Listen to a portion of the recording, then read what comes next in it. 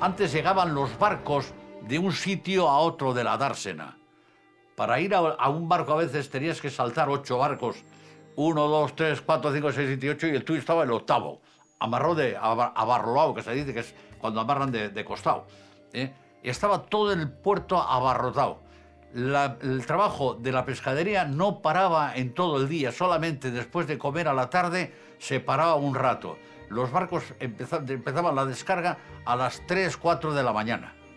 Y estaban todo el día descargando pescado, metiendo en camiones y exportando pescado desde la mañana, desde la madrugada hasta la hora de las 3 de la tarde, 3, 4 de la tarde. Luego paraba un poco y volvían a empezar otra vez. Esto era impresionante.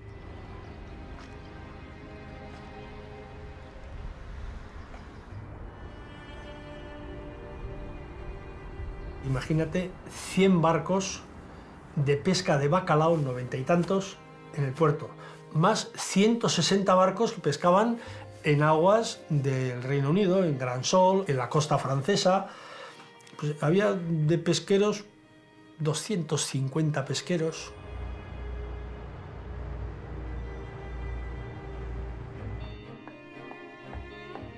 Pasajes había, en aquellos tiempos, había dinero a las puertas. Bares, restaurantes, una serie de negocios que iban muy bollantes. Aquello todo fue de capa caída, claro. Bi mende luze pasa ziren itzultzerako. Bacalao enpresa handi batek Pisbe izenekoak ekin zion berriro abenturari 20ko hamarkadaren amaialdera. Pisbe empezó en 1926. Empezó por iniciativa de un armador francés, Legas, que convenció a un grupo de empresarios y próceres donostiarras y al rey Alfonso XIII para crear una compañía que pescase bacalao y que recuperase la tradición que había tenido el País Vasco de pesca en Terranova. Entonces, este Legas puso el 49% del capital para las acciones, el rey Alfonso XIII puso el 25%, y los empresarios guipuzcoanos el resto hasta el 100%. Bere baporezko bouek harrapaketa ugariak egin zituzten 36 bitartean, baina urte hartan Espainiako Gerra Zibilak eten egin zituen arrantza lanak. Gerra Zibila eta Bigarren Mundu Gerraren ostean arrantza komertziala berriro hasi zen. Inbertsio handiak eginda, Pisbe enpresak bou handiago eta modernoagoak eraiki zituen. Motore indartsuak zituzten arrantzontzi hauek, marinel gehiago zeramatzaten, eta 900 edo 1000 tona arrain gazitu gorde zitzaketen biltegian. Bou hauei esker, aro komertzial arrakastatsu berri bati eman zitzaion hasiera. En Pisbe llevábamos una tripulación de 62 personas, entre 60 y 62. Eran barcos más grandes, barcos de 80 metros de eslora, con una organización, no vamos a decir militar, pero sí muy jerarquizada. Primero, el bacalao se pescaba y se ponía en unas tinas, en cubierta, y ahí ya pasaba a unas mesas. Y en la mesa había uno con un cuchillo grande de estos de carnicero que era el descabezador. Ese cogía el bacalao y lo descabezaba, le quitaba la cabeza y la cabeza.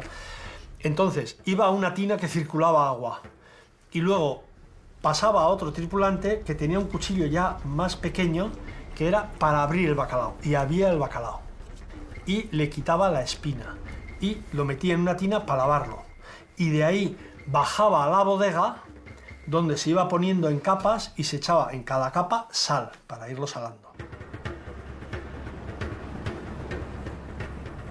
Nosotros estábamos a turnos, 6 horas de trabajo y 6 de descanso, salvo que hubiera mucho pescado, que entonces tenías que reganchar un par de horas. Había barcos que reganchaban más, el nuestro no, el nuestro, el capitán, 2 horas máximo. Entonces, claro, si son 6 horas de trabajo y te meten 2 de regancha, ya descansabas 4.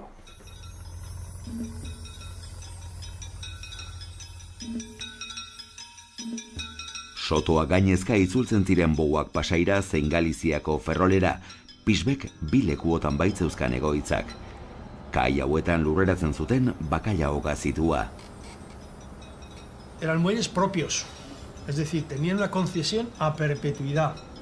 Luego, los cambios de la ley por parte del Estado, esa concesión se convirtió en 30 años, pero en principio eran a perpetuidad de Pisbe. Pisbe tenía personal propio en tierra, tenía una factoría donde el bacalao que venía de la mar se limpiaba con bisulfito sódico, luego se secaba, en fin, tenía todo un proceso para sacar un bacalao de calidad. Tenía un montón de empleados en la factoría de Pasajes y también en la de Ferrol.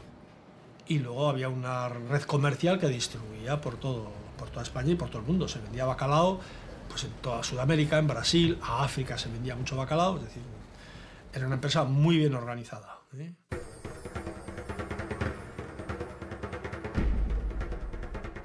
Lo que se consumía en el campo era bacalao, porque es un producto que no necesitaba frigorífico, lo podías tener al aire, el bacalao salado, que fácilmente lo desalabas y lo consumías, muy nutritivo, y se vendía bacalao, pero vamos, te lo quitaban de las manos. En los años 60 te lo quitaban de las manos.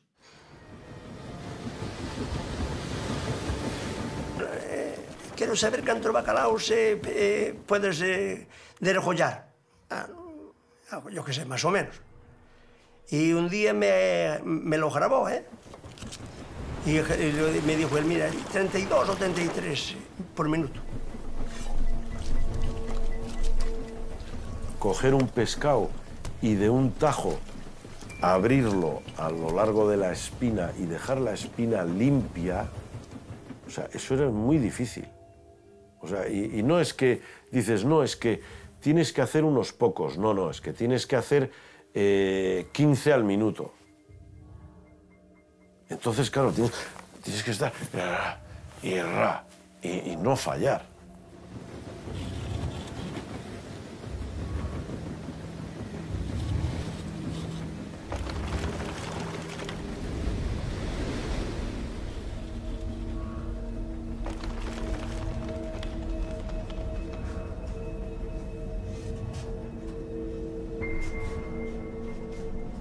Me metí de salador porque estaba mejor.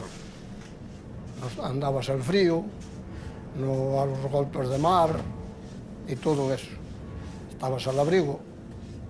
Éramos 3 y había que andar mucho, Coger el pescado con una mano, tenía una paleta pequeña, se llama, y con la otra mano el pescado. Lo tirabas a la pila, sal, otro pescado, otra sal, y así continuamente, pero continuamente. Había que salar muy rápido y no echarle mucha sal.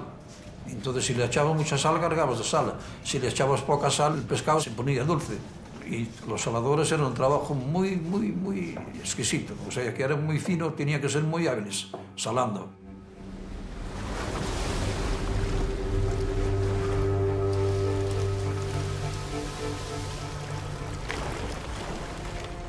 Meter 40 toneladas porque se meten los 2 barcos. Cargas un barco y luego pasas al otro. Y eso haces en 18 o 20 horas. Y luego resulta que has terminado tú de hacer así, metes la otra red y luego él llena otra vez, sin terminar, y te da otra vez así. Así muchas veces. Muchas veces.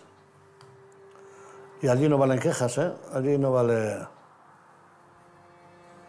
Allí no hay quejas. ¿Cómo se puede mandar a 25 hombres sin una ducha, sin un lavabo, sin un comedor, sin un frigorífico, con un váter para 25 personas y estar allí meses y meses y meses? ¿Cómo hace falta mirar para otro lado y no ver los barcos cómo iban?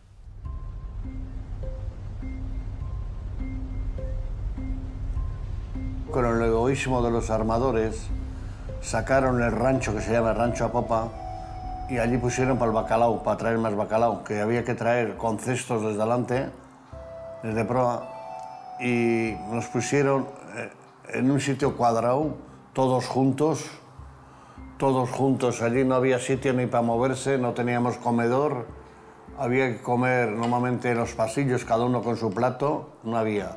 Sin embargo, luego ya los otros barcos ya tenías ya mesa de comedor. En los pequeños no había ni comedor ni nada. Coger la comida y de pie o sentado o tenías que comer. Solo había un sitio para dormir la gente, el llamaban el rancho.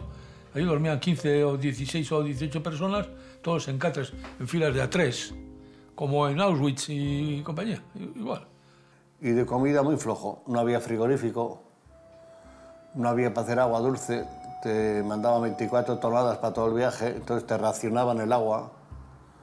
Y entonces igual, con toda la sangre y todo que habías terminado, te daban un cubo de agua para limpiar todas las manos, fíjate, toda la semana. Y para limpiar ropa y eso no había nada. ¿Y qué hacían? A la noche el capitán decía, para que no ande nadie gastando agua ni lavando ropa, esos, ¡chac!, cerraban el agua. No podía sacar agua hasta nueva orden a la mañana, cuando él decía, hay que abrir ahora, porque al cocinero le hace falta para café, para la comida, para todo.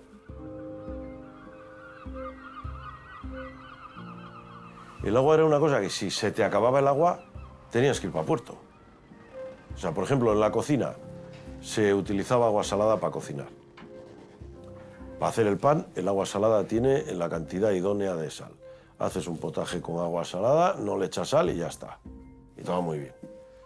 Pero bueno, tú dejas el agua a la mano a la gente y es que te quedas sin agua. Y tienes que ir a puerto, eso no podía ser. Y entonces se racionaba el agua. Pero era algo que había en aquellos tiempos. Pero cuando hay un bar, eso es fatal. Golpes de mar, agárrate aquí, agárrate allí, porque si no te lleva la mar. Y así muchos días, pero muchos días. Pero había días, un temporal detrás otro, un temporal detrás otro.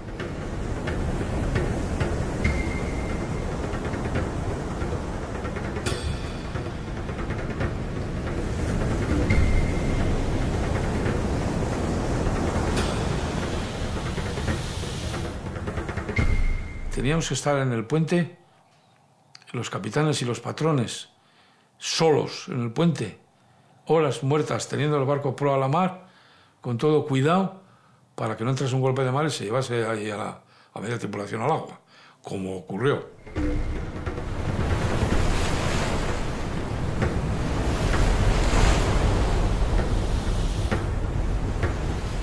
Los temporales en Terranova eran muy duros, porque levantaban mucha ola.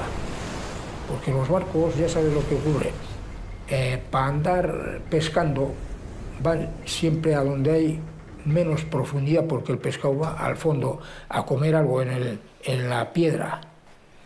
Entonces, donde hay poco fondo, la mar se levanta más. Entonces, pues, tú cogías y ibas ahí, me cago. Oye, que viene un temporal de padre y señor mío.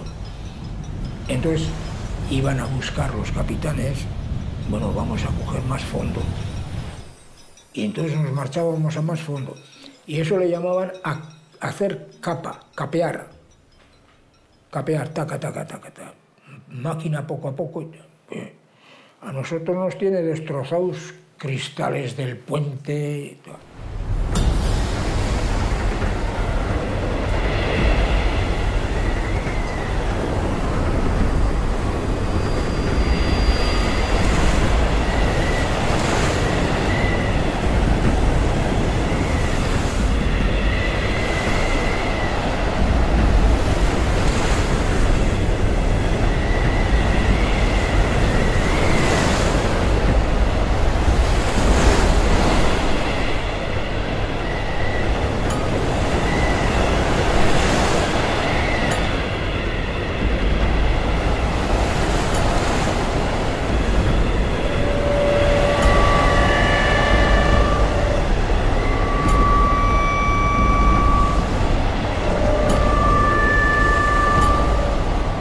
Del puente desaparecieron todos los aparatos. no quedó más que el pie del timón, era de hierro, y una imagen de la Virgen del Carmen. Esto es lo que quedó. Si no, todo el puente desapareció. Se bajó el techo, todo eran cables, y de la derrota, que estaba incluso un sofá de dos plazas y todos los aparatos, volaron a bien y no aparecieron en el barco. Todos fueron volando a la mar. Un golpe de mar le había desplazado toda la superestructura para atrás. O sea, 2 pisos de superestructuras se los había desplazado para atrás. El puente le arrancó todas las ventanillas, todos los aparatos, todo. El puente lo dejó raso, se llevó todo.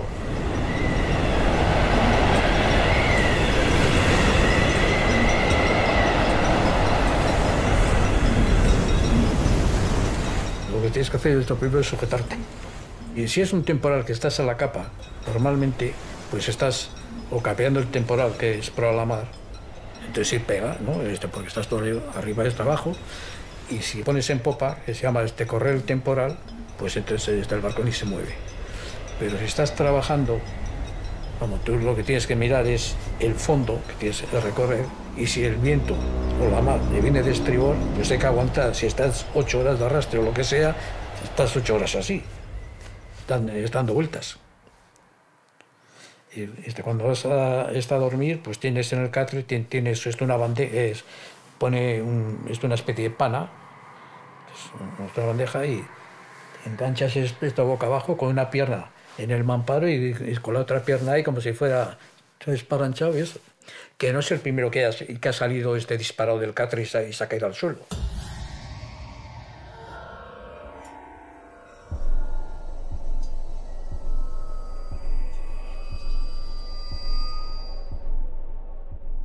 Ahí todos los años tienes algo. Empiezas con los hielos, marzo más o menos. Luego te vienen las nieblas. Luego te vienen los ciclones, septiembre, octubre. Luego te vienen los malos tiempos, noviembre, diciembre, enero, febrero, marzo. Luego otra vez te tocan los hielos. Luego las nieblas, luego los ciclones. O sea, en todos los meses del año tenías algo.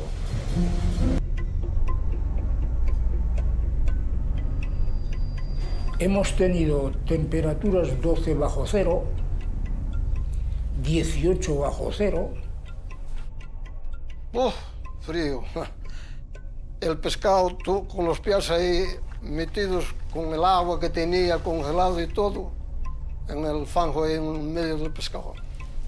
Teníamos un frío. Ahora en las botas metíamos un saco de esos que había antes. Le llamábamos nosotros una parpalla alrededor del pie para calentar un poco los pies, si no, no había quien aguantara.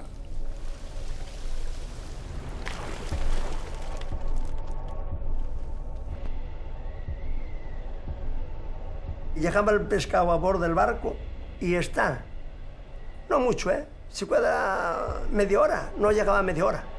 La mitad del pescado estaba congelado. Con la red y todo,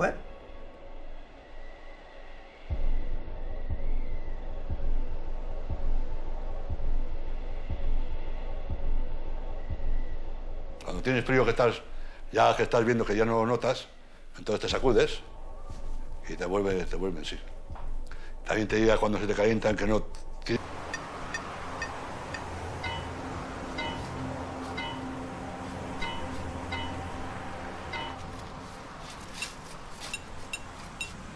Había que dar unas órdenes muy duras. Y a las 3 de la mañana la gente estaba durmiendo, porque habían estado trabajando, igual hasta las 12 de la noche, y levantarles para todos a picar el hielo, con porras y tal, pim, pam, pam, pam, pam, clac, clac, clac, clac, clac, clac, romper, para quitar el peso. Ya hubo un barco, un bow, de Saint-Pierre, que dio vuelta a campana, murieron todos, entre ellos 2 conocidos míos de Saint-Pierre.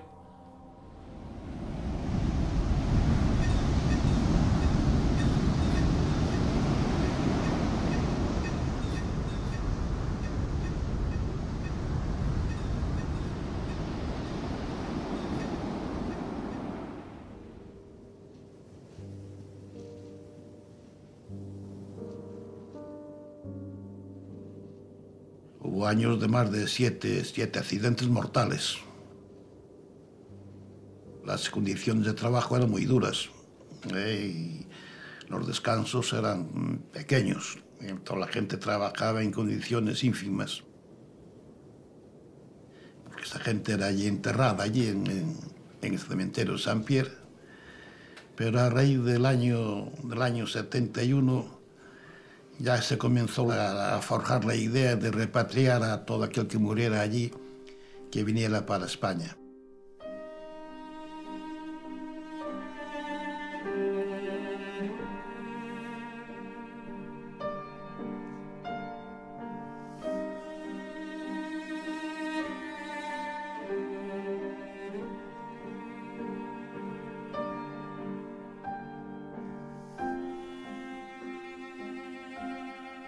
Un hermano que andaba en el segundo año, que él andaba de agresadores y murió congelado, estar ahí, da una hostia de mar y contra el River, contra el Mañón y lo tumbó.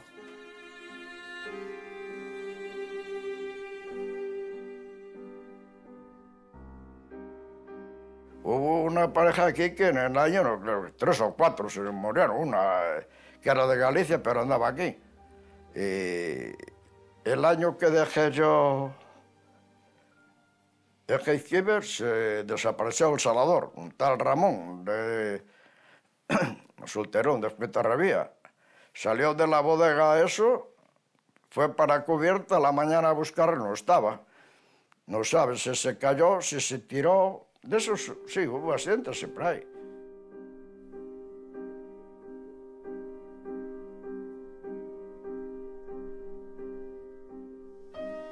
Allí se enterraba figuradamente, o sea, el muerto se atendía como aquí. Había una morgue allí en el hospital y se hacía como aquí se hacíamos como se hace aquí en nuestros pueblos, un velatorio. A la noche se hacía una vigilia con el compañero y al día siguiente se llevaba a enterrar, se hacía un funeral en la iglesia allí del pueblo y después normalmente nos ponían un autobús para ir al cementerio y allí hacíamos el entierro y lo dejábamos esperando a que hubiera una plaza y un avión para mandarlo para España.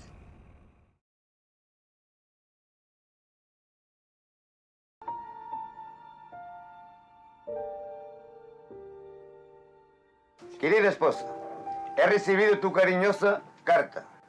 En ella veo que estáis todos muy bien. Eso es todo cuanto yo me alegro. Pues, cariño, me preguntas si hay mucho mal tiempo. Mal tiempo, tuvimos mes y medio con mucho mal tiempo, que casi que no nos aguantábamos de pie aquí a bordo. Bueno, son cosas de la mar. Y aquí estamos todos para sufrir. Porque lo quiso así Dios, nuestro destino. Bueno, cariño, quiero que me digas cómo van los hijos.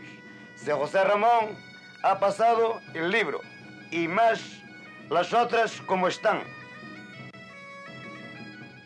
Tengo muchas ganas de ver a mi padre, ya hace mucho tiempo que no lo vemos y porque hace mucho que marchó, tiene que estar lejos, mi madre tiene que hacer de mamá y más de padre y tenemos muchas ganas de verlo todos, nuestros hermanos, y creemos mejor que estuviera en casa con nosotros, pues como tiene que trabajar, pues es imposible. Mende luzetan, komunikabiderik garrantzitsuena posta izan zen. Desde muy pequeñita me acostumbro a escribir cartas, ¿no? Y a recibir cartas de él. Recibíamos muchas cartas de él. También escribía muchas cartas. Y entonces la carta era un motivo de gran alegría. Y sí recuerdo mi madre leyendo las cartas de mi padre y las volvía a leer una y otra vez, una y otra vez. Era un método de comunicación muy importante. Pues el recuerdo, lo más bonito fue la llegada de los telegramas de los hijos.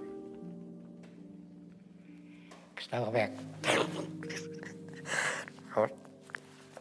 Ya, eso fue lo más duro que hubo, sí. Cuando tuve el primer hijo, la hija y el otro también. Claro, todo pasó. Y cuando la primera cuando yo hecho tenía 8 meses, hasta pasamos las navidades allí. Cuando vine andaba ya. Hablo una de las cartas, mi mujer estaba embarazada. ¡Oh!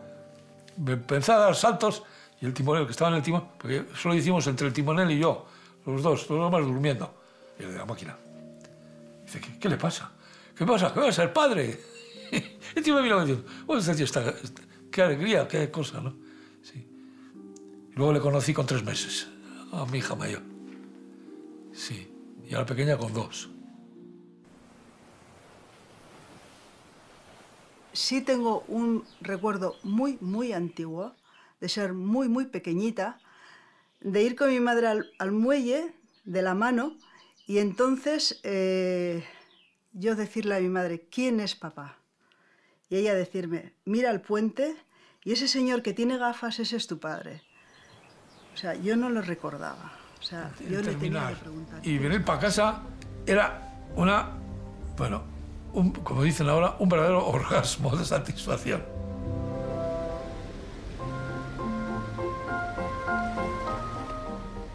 Rumbo a casa.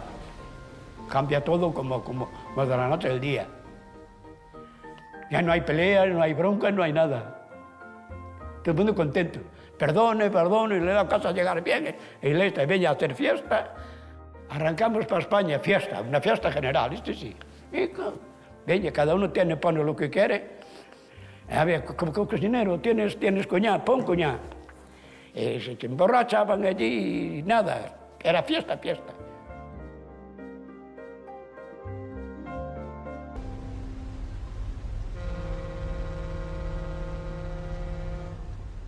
Y el entrar por la boca de Pasajes era como si fueras el rey del mundo. No sé, unas satisfacciones que te salía una cosa extraordinaria.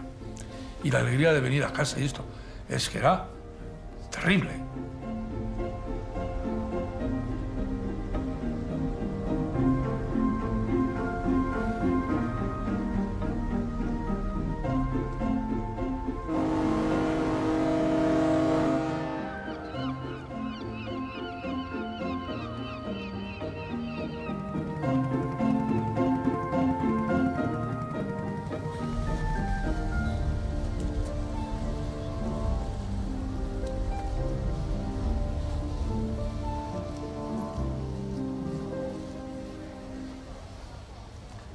Ia 300.000 tona deskargatu ziren.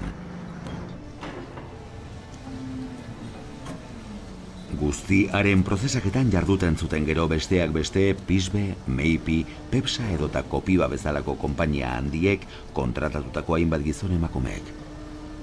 Behin harrapaketak pixatu ondoren jakiten zuten arrantzaleek zenbat diru jaso behar zuten. Jornala arrain kopuruaren eta ontziko lanpostuaren araberakoa izaten baitzen, gutxien kobratzen zutenak ontzin gaineko arrantzaleak ziren eta gehiena berriz patroiak.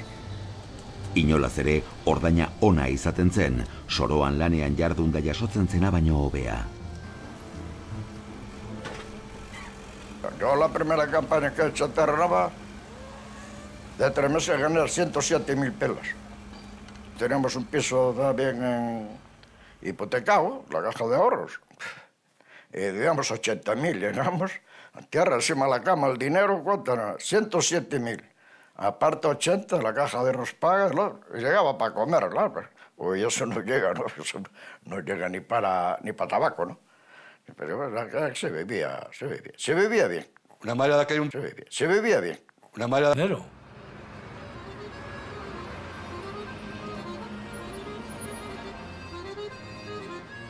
Aquello era un campo de batalla. Venían de la mar, se emborrachaban en los bares, o sea, era una ciudad sin ley. Ya decían, la ciudad del dólar. O sea, la gente ganaba dinero y gastaba dinero. Los bares estaban abarrotados de gente, viajes, gente de Galicia que en vez de ir en el tren y eso, se cogían el fardel, cogían un taxi en Trichepe y ala, llévame a La Coruña.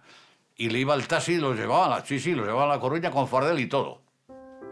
Aquí el dinero se tiraba, era terrible. Y la gente vivía a todo tren.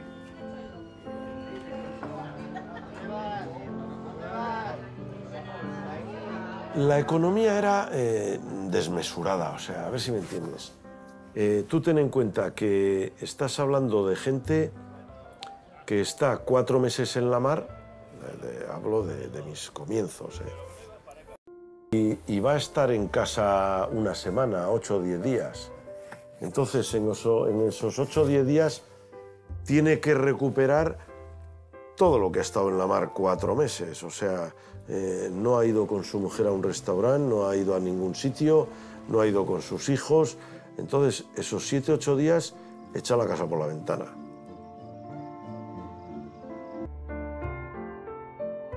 No nos daba margen las 24 horas, ¿no? En todos los sentidos, ¿no? Te puedes imaginar, no solamente lo que era el matrimonio, los niños. Yo hay veces que me paraba en la avenida viendo pasar a la gente. Era suficiente espectáculo, ¿no? El tiempo que estaban en casa era tiempo de fiesta, o sea, era buena comida, o sea, se comía cordero. El cordero era para cuando llegaba el padre de la mar, ¿no? Se ponía el cordero, era buena comida, y luego pues era ir a San Sebastián, se iba en taxi, o sea, eran signos de derroche de dinero, ¿no?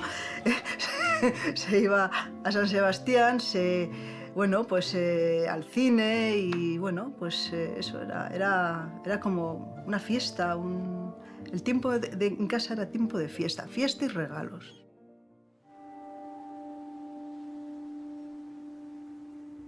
En aquella época no había trabajo, ni en los barcos. El que tenía un botecito iba con ese botecito.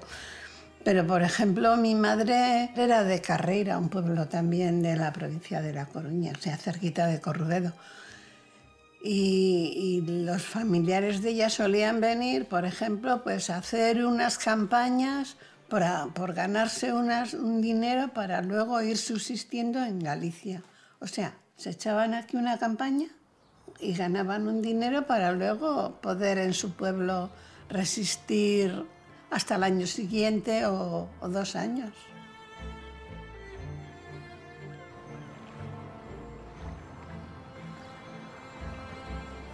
Cuando vino las parejas, vieron que se pescaba, pues toda la gente se marchó para el País Vasco. ¿Por qué? Porque aquí estaba lo que había. Por ejemplo, en mi pueblo en el invierno no se trabajaba, el mal tiempo no dejaba trabajar. Se trabajaba solamente a partir de mayo hasta octubre. Y el resto del año no tenías que comer. ¿Qué hizo la gente? Pues irse.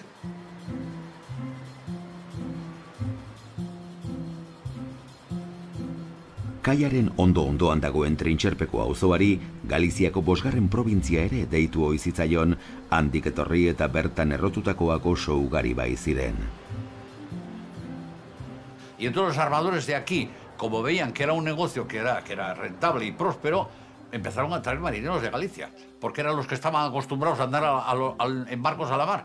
Y eran buenos marineros para andar a la pesca. Y empezaron a traer gente de Galicia, y claro, al venir gente de Galicia aquí, ¿y dónde los metemos? Empezaron a hacer casas. No son casas de Trincherpe hechas por caseros de Trincherpe, no. Eran casas de Trincherpe hechas por armadores para que vinieran la gente, los gallegos, a trabajar aquí para ellos. Casas de Ciganda, casas de Velasco, casas de Ciriza, casas de Andonegui. Luego está almacenes de Velasco y más casas de Velasco, todo así. Y menos lo que se llama el poblado, que ahora llamamos poblado, ahora no sé, el poblado de pescadores, que eran el barrio de Franco. Esas casas de ahí arriba las hizo todas el gobierno de Franco para dar cobijo a los pescadores también.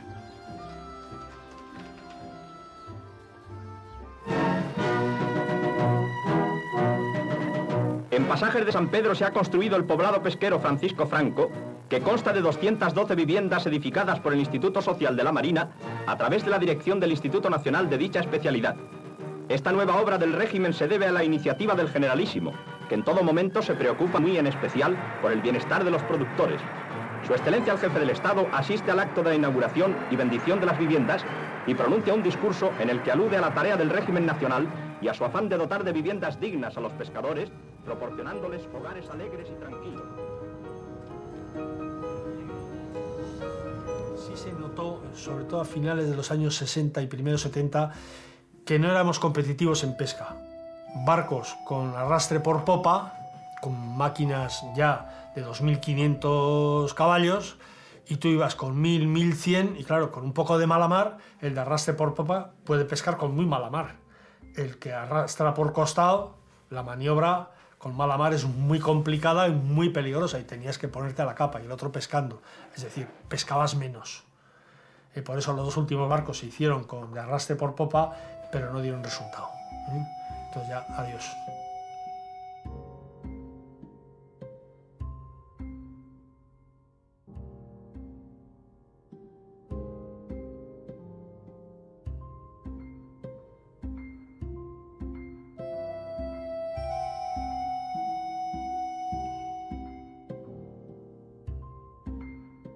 Makina bat jendek lanpostuak galdu zuen.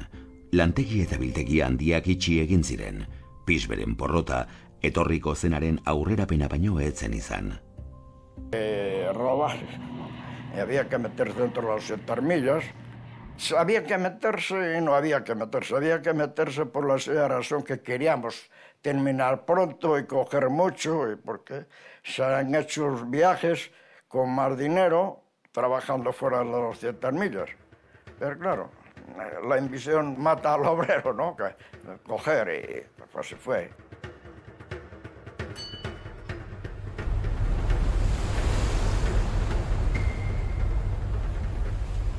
Yo no sé, pero siempre que hay una línea, algo bueno está por un lado y algo malo está por el otro. Es que las líneas son terribles. En el caso de las 200 millas pasaba lo mismo.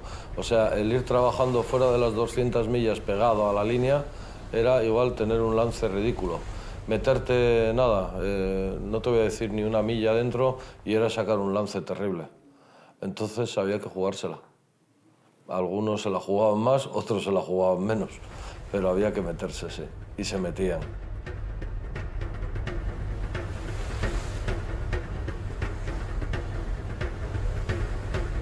Sí, entrábamos todos. Y luego además que hacíamos una trampa, porque claro, no había tantos zapatos modernos, ni GPS, ni historias. Entonces estábamos igual 15 o 20 parejas, todas juntas en la línea, y te metías, venía lancha, entonces tú te metías dentro de los barcos, y no sabías quién eras, ¿no sabes? Pero luego pusieron un aparato y te punteaban desde dentro, ya sabían quién eras, tú iban detrás tuyo.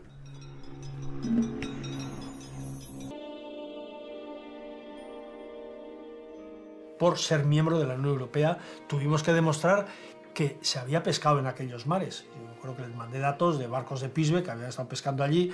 Incluso les mandamos una foto de un barco, el Tifón, que se hundió pescando al norte de Noruega. Pescando con niebla, vino un barco portugués, el Invicta creo que era, que le abordó y se hundió. No hubo víctimas, afortunadamente, pero esas fotos, digo, oiga, que hemos estado pescando aquí. Esta es la fecha del naufragio, en estas aguas, en esta latitud, en esta longitud. Aquí tiene usted más pruebas.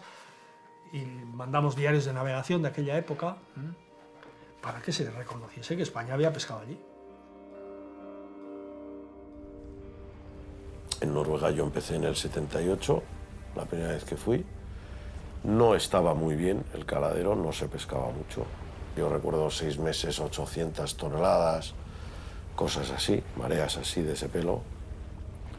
Pero paulatinamente, año a año, a base de controles y tal, que los noruegos para eso se lo pintan muy bien, hacen un control exhaustivo, pero les cunde. O sea, el caladero está inmejorable. Que decían que querían cerrarlo, que tal. Pero bueno, no esperábamos que se fuera a cerrar y se cerró. Y se cerró y bien cerrado además. A mí no es que me sorprenda, me ha sorprendido porque estábamos matando mucho pescado. Y no me sorprendió de nada porque nosotros teníamos que... Bueno, yo no soy nadie pero las autoridades españolas y los armadores, nosotros queríamos que tenía una fuente de dinero que se traía, tenían que cuidar el caladero. Y no lo han cuidado. Lo que hacemos es destruirlo y punto. Y luego el mayor crimen que hizo ahí era que te mandaban las compañías, oye, traer bacalao grande y mediano, todo pequeño, toneladas y toneladas y toneladas. Igual tenías igual 20 toneladas que has cogido o más y aprovechabas igual 3 toneladas solo todo el resto del agua. Todo coger el más hermoso. De esos, ese crimen se ha hecho mucho. Había bancos que llegabas y te marcábamos, te echaba la red, joder, te venía un montón de pescado. Ha habido veces de coger y sin meter ni un pescado a bordo, coger, abrir el saco y vaciar el saco, con bacalaos así pequeños.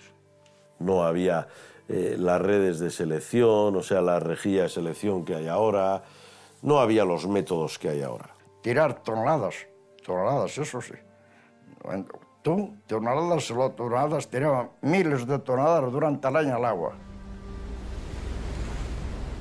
Porque los precios del pescado, del bacalao, salado, están en proporción con el tamaño del pescado. Cuanto mayor es el pescado, el precio por kilo es superior. Y por eso interesaba que el bacalao fuera. Luego para trabajar también, el bacalao grande se trabaja más fácil que con el bacalao pequeño. Y luego aunque se merme, por pérdida de humedad, aunque se merme el bacalao, pues todavía queda un ejemplar un poco importante para poder vender, teniendo en cuenta que el precio es mayor. El San Benito, por decirlo de alguna manera, se lo colgaron a la flota española y portuguesa. Y yo estoy totalmente convencido, primero, por el esfuerzo pesquero. Al final, en la época que más barcos ha habido allí han sido 100 barcos españoles, pequeños. Las parejas eran barcos pequeños, de 300, 400 toneladas. Los de Pisbe cargados 1000 toneladas. Al final, entre toda la flota española, entre una cosa y otra, ¿qué llegaríamos? ¿A 100.000, 120.000, 150.000 toneladas a pescar en las épocas de más pesca? Pues que la flota rusa pescaba más de 1 millón de toneladas al año. Joder, estaban los japoneses, los polacos, los rumanos, los rusos. ¿Tú sabes la avalancha de extranjeros que vinieron allá? Joder, aparte de los que estábamos de antes, pero es que esos hacían con buques factorías, hacían un destrozo total.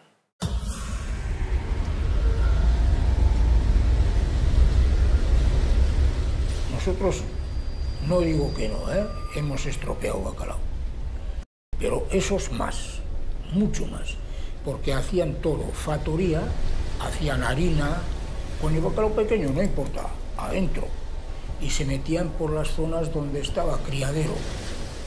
Entonces el bacalao, claro, ni pequeño ni grande. Más tarde, un par de años, en 64, 65, japoneses también, factorías, tremendos, bien montados, barcos modernos.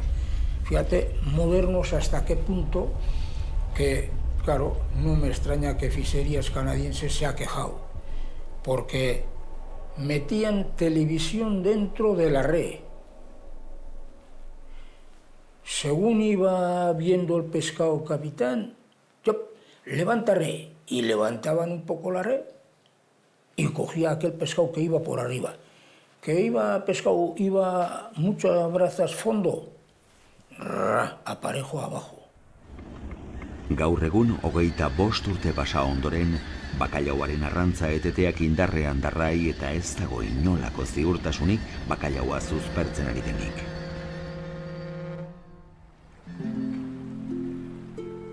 Gizaseme hauek guztia eman zuten, ondoen zekitena egiten gogor saiatu eta arrakasta erdietsi zuten euren ogibidea bera suntsitzeraino.